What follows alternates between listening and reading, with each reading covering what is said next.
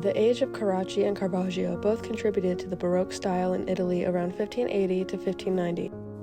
Although both these painters started around the same era with an emotionally appealing style, their visions were vastly different. Carracci was a more refined and proper painter, often depicting religious scenes that safe-kept and showed his traditional Mannerist ideals. Caravaggio, on the other hand, completely formed a new revolution of artwork that truly identified as the Baroque style. Some would even argue that he is the inventor of realism or the originator of the Baroque style. Today, Caravaggio is arguably the most widely known Italian Baroque artist due to his strikingly powerful paintings and his turbulent life. Caravaggio displays much more drama, grandeur, and dynamic composition than Carracci. Caravaggio was a very controversial painter from the late Renaissance and early Baroque. His time was marked by the Counter-Reformation, where much of his work was inspired, while simultaneously compelled through his own personal problematic disposition and temper. Caravaggio truly utilized art as a means of self-expression with philosophical yet brooding insight, emotional leverage, and captivating tenebrism. He was admired for his tenebrism and realism, but often critiqued just the same. Caravaggio was bold and daring, taking many risks artists had not taken during this time, playing a very significant role in the development and shaping of Baroque art, and having significant and lasting influence that still inspires art of the modern-day century. Controversial emotions and scenes are often the highlight of Caravaggio's work. Caravaggio's original name is Michelangelo Merisi, born in September of 1571. The name Caravaggio is the name of a town where his father worked as a household administrator and architect decorator to the Marquis. He was born in Milan, but his family had fled to the town of Caravaggio in 1576 to escape a deadly plague. Unfortunately, he has lost his father and uncle and grandfather during this time when he was only 6 years old. Caravaggio's mother raised him and his 4 siblings in poverty until 1584, when she had also passed away when Caravaggio was 13. Caravaggio and his siblings were inevitably destined to be orphans for the remainder of their lives. The same year Caravaggio's mother died, he began his 4-year apprenticeship in Milan under the painter Simone Peterzano, a student of the renowned Venetian artist Titian. Through Peterzano, Caravaggio learned classical techniques. However, after about 4 years of training, there was suspicion that Caravaggio fled from Milan towards Rome after an altercation and quote-unquote certain quarrels of a wounding of a police officer. Caravaggio had always had a troubled reputation, and it is no surprise that losing both of his parents very young and living in poverty contributed to his temper. Violence, anger, and deathly themes can be seen throughout his artwork. When Caravaggio made it to Rome, he was quote-unquote naked and extremely needy, without fixed address and without provision, and short of money. Caravaggio stayed with the miserly in Rome for a few months until he began performing hack work for Giuseppe Cesare, Pope Clement VIII's favorite artist. Caravaggio painted flowers and fruit in his factory-like workshop. His first few pieces were a boy with a basket of fruit and a boy peeling fruit.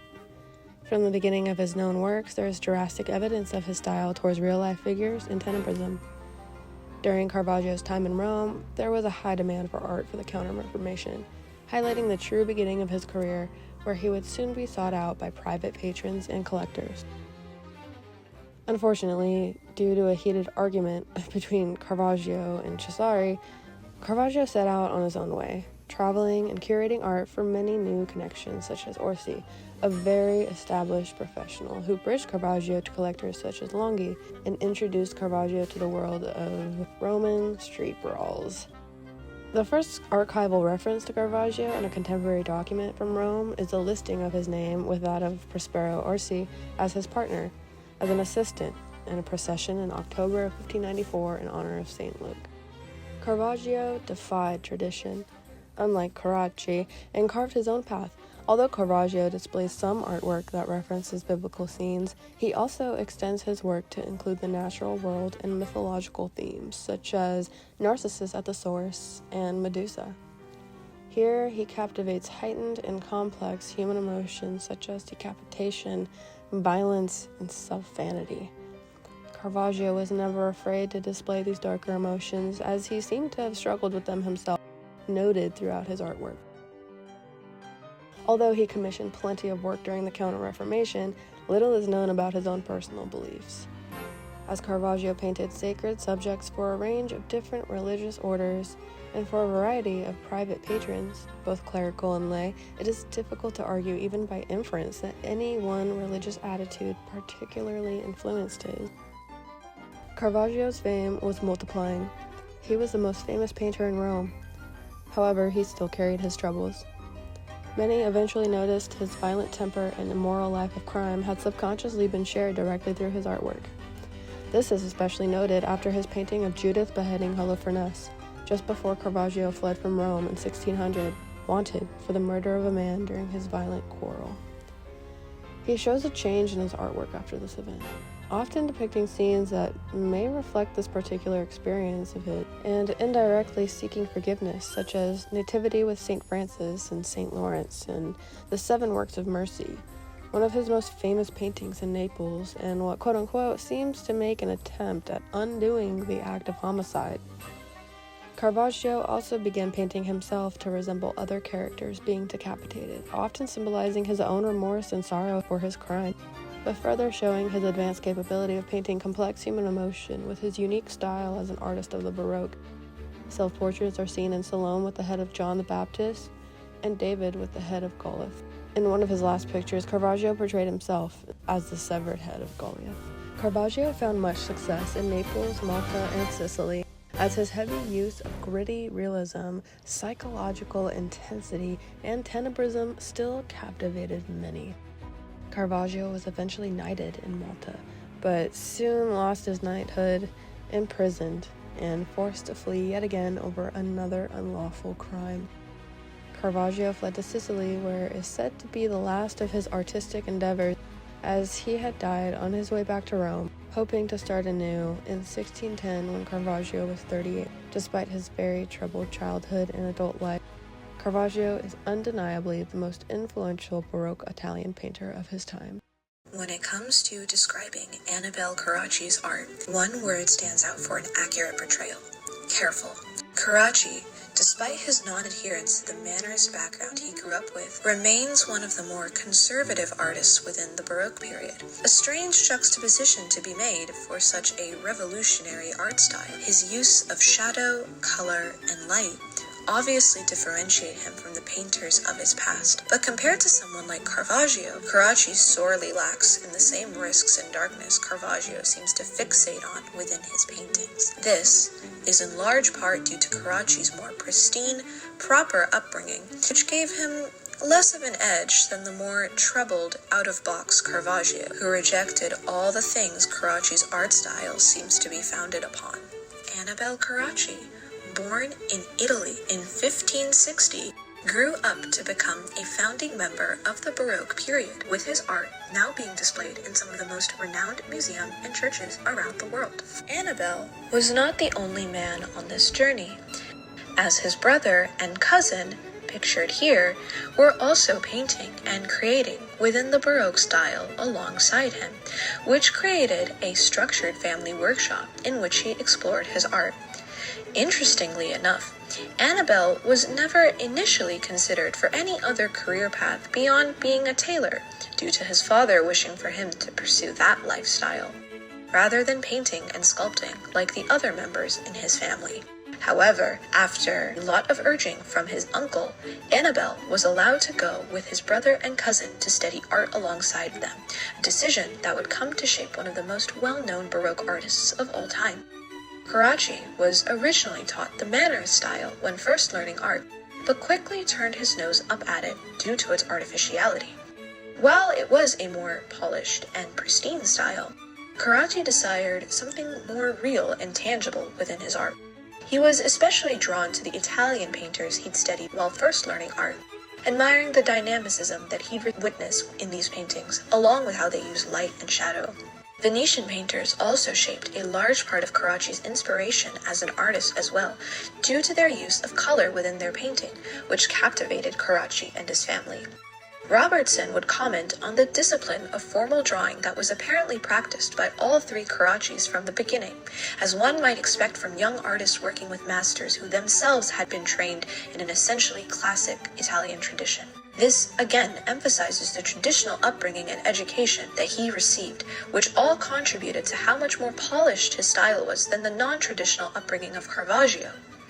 After receiving his education within art, Annibale and his relatives established the Academy of the Desiderosi, which was considered the first major art school based on life drawing, and later became a template for the other art schools of the time to follow. The school aimed to blend techniques and concepts from multiple artists and artistic traditions, a testament to the many perspectives of artistry the Carracci family had gained during their education. By doing so, they created a more distinctive approach that departed from the rigid teachings of earlier institutions. Carracci played a pivotal role in shaping new artistic movement that emphasized fluidity, movement, and the expressive use of color, all done, however, under the careful supervision of his education and under standards suitable enough to touch, yet again emphasizing that despite the non-conventional nature of his education, there was still a sense of traditionalism that was present within there. As the Carracci family gained recognition for their work, Annibale, in particular, attracted the attention of powerful patrons. He was eventually commissioned to create artwork for a prominent cardinal, a significant opportunity that further established his reputation. While his commissioned works reflected the newness of the style that he and his relatives had pioneered, there was still an idealistic classism within his work, a testament to who he was creating this work for and the inspirations that Annibale held dear. One of his best-known works, The Loves of God, reflect Annibale's love for the Renaissance period. The piece mirrors the restraint one would see within that time period, but still utilized plays on light, shadow, and color that were unknown to that era. One can especially see the connections to Michelangelo's Sistine Chapel as well as Raphael's Vatican log, and demonstrates the high esteem he held them in throughout his career. His appreciation for Renaissance continually defines his career as an artist, especially in relation to comparisons drawn between him and Caravaggio. Where Carracci used light pastels, almost heavenly tones within his paintings, Caravaggio used dark reds, blacks. Both artists commanded color in a way that was unknown to that time period, but their upbringings and different perspectives they admired continually were demonstrated through their respective art. The Crucifixion of Saints is an incredibly interesting piece, as the idea of a crucifixion is quite violent. But Carracci, despite all this, manages to frame it in a way that is still refined and almost heavenly, focusing more on Jesus' sacrifice and the light behind that, rather than the actual violent act taking place to him. And I mean light in a literal sense. We'll touch on that later. This remains a theme within all of Carracci's art. He takes much inspiration from biblical tales, but chooses to focus on the splendor and awe of God when representing these events, rather than the violence that lies within them, whether it's inherent or explicit. This draws attention to Carracci's more traditional, non-violent upbringing that might have allowed him to see the beauty of God, rather than focusing on his wrath and anger. Carracci's art style can especially be viewed within this painting. Agostino examines this painting, noting that the close encounter with the softness, grace, and diffused light of Correggio, combined with the intense study of Titian and Veronese, had a profound impact on Annibale's bold, youthful experimentations. This, yet again, demonstrates how much Carracci valued the painters of the Renaissance within his own visions, and how heavily they impacted his style. This draws an immediate comparison to Caravaggio, who rejected all things idolized, which kept him away from the same inspirations that Carracci drew from the Renaissance. The lighting reeks of Baroque as it is uneven, and is used to create a dramatic backlight that is emanating from Jesus, emphasized by the black background before him. This light is obviously not realistic, but is used to show the heavenliness of Jesus within this. Everything about this painting is meant to draw attention to the fact that Jesus was a martyr, a theme Carracci can embrace due to his traditional upbringing and admiration of Renaissance painters that thought the same before him and showed that within their art. The Mystic Marriage of St. Catherine serves as another painting of Carracci's that emphasizes his adoration of the Renaissance era. Firstly, the paintings employ a pyramidal composition, which was another tenet within the high Renaissance art. St. Catherine and the Virgin Mary create a diagonal relationship, guiding the viewer's eye towards the central action, which is Christ placing the ring on Catherine's finger. By arranging the painting this way, there is a sense of classical harmony that resembles those seen in Raphael's work, but continually rejects mannerism. There is a sense of intimacy and symmetry within the painting as well, due to how closely the figures are bunched up, which creates a structured and idealized space, much like those of Titan and Correggio. Despite how much Baroque art allowed for dramaticism and artistic experimentation, Carracci remained faithful to the Renaissance techniques he had admired from the very beginning of his artistic education. Weston Lewis examines how restrained Annabelle would be within his works, that despite given all the freedom in the world to experiment, Annabelle was certainly not so overawed by celebrated marbles he drew that he felt bound to follow them slavishly. On the contrary, he very rarely produced a completely faithful, unadulterated copy. The color choices within the painting also reflect the softness that Carracci has, as opposed to Caravaggio's boldness. Here, you can see a soft chiaroscuro, something present within many of Carracci's pieces. However, when compared to Caravaggio, the differences in relation to tenebrism are stark. Also, the continued application of the colors he admired from Venetian painters are present here as well, reflected in the soft reds and yellows of the painting. Touching upon the light again, the source for the said light within this painting also comes from an unnatural/unrealistic source, continuing to emphasize the divinity of Christ and the other figures within this painting. There is an idealized realism within Carracci's figures,